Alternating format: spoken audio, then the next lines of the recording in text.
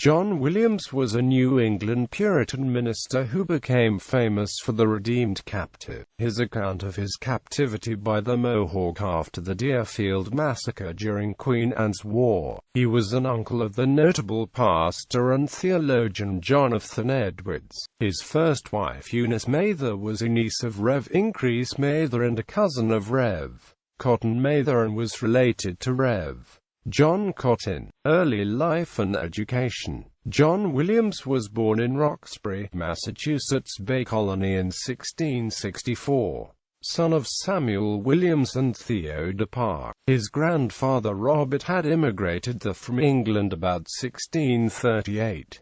John had local schooling. Later he attended Harvard College, where he graduated in 1683. Career. Williams was ordained to the ministry in 1688, and settled as the first pastor in Deerfield. The frontier town in western Massachusetts was vulnerable to the attacks of the Native Americans and the French allies from Canada. The local Pocumtuck resisted the colonists' encroachment on the hunting grounds and agricultural land. In the early 18th century, French and English national competition resulted in frequent raids between New England and Canada, with each colonial power allying with various Native American tribes to enlarge the fighting forces. In 1702, with the outbreak of Queen Anne's War, New England colonists had taken prisoner a successful French pirate, Pierre Maisonneuve-Baptiste. To gain his return, the French governor of Canada planned to raid Deerfield, in alliance with the Mohawk of the Iroquois, Abenaki from northeast New England and the Pocumtuck.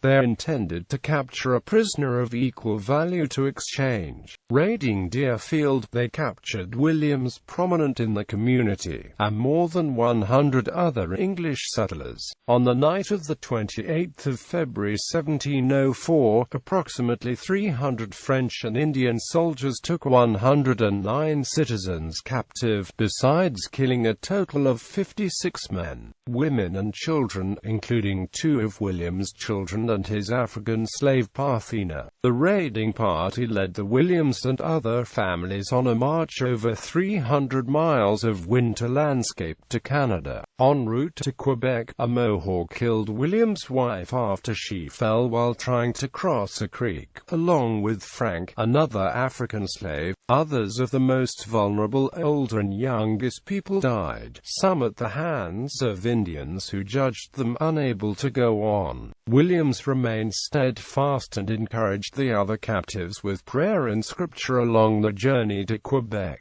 The large party had 7 weeks of hard overland travel to reach Fort Chambly. While captive, Williams recorded his impressions of French colonial life in New France. Jesuit missionaries included him at the table for meals, and he was often given comfortable lodgings, including a feather bed. Upon Pierre Maisonneuve's release from Boston, Williams was released by Quebec Governor Philippe de Rigaud-Vaudreuil and returned to Boston on the 21st of November 1706, along with about 60 other captives. Among them were 4 of his children. Williams was forced to leave in Quebec his daughter Eunice, then 10 years old, who had been adopted by a Mohawk family in Carnawake, a Jesuit mission village. She took the place of their child who had died from smallpox. Eunice became thoroughly assimilated, learning the Mohawk language and ways, because the French colonial government depended on their alliance with the Mohawk. They would not take by force children whom the Indians had adopted. Eunice was baptized as a Catholic and took the name Marguerite in 1710. She was also given a Mohawk name as a child, and as an adult, was given the name Kananson-Howie.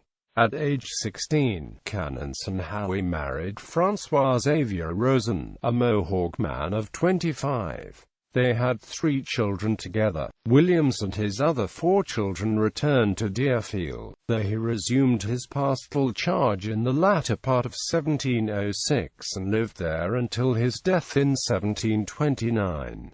He made efforts to keep in touch with Eunice and continued to try to persuade her to return to Massachusetts, as did her brother. Williams was a minister of the favored New England Puritans in the same era as Samuel Willard, Increase Mather, Cotton Mather, Edward Taylor, and Solomon Stoddard. He died shortly before the rise of the Great Awakening. He published several sermons and a narrative of his captivity called The Redeemed Captive. Because of his standing in the colony, his account was one of the more well-known of the numerous Indian captivity narratives published during the colonial period. The 19th-century author James Fenimore Cooper drew on Williams' account as inspiration for his novel, The Last of the Mohicans. Williams died in Deerfield in 1729. It was not until 1741 that Eunice and her husband went to Massachusetts for the first time. Persuaded by her brother's efforts to keep in touch, she made 2 other visits, including an extended one with her children, but lived in Carnawaik for the rest of her life.